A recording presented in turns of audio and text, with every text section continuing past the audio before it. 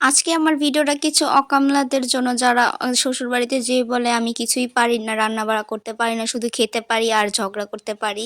আর একটা মেয়ের বিয়ে হলে তার সব গুণ থাকা দরকার রান্নাবাড়ি থেকে। যে চুল বাঁধতে পারে সে রাঁধতেও পারে। এটা আমার অবশ্যই আমার ভিডিও না। এটা আমার বড় আপুর ক্যাপচার করা ভিডিও ছিল। আমি ওইটাই আমার বড় আপুর থেকে নিয়েছি।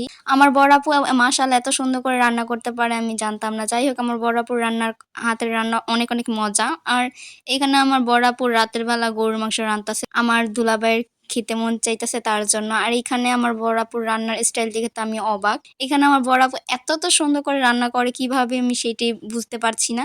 যাই হোক সবার আগে এখানে গরুর মাংসগুলা দিয়ে ভালো করে মসলাপাতি দিয়ে এখানে আপুর সিক্রেট মসলা আছে আমাকে বলে নাই। যাই হোক তোমাদের সাথে আমার বড় আপুর হাতের গরুর মাংস একদিন রেসিপি শেয়ার করব।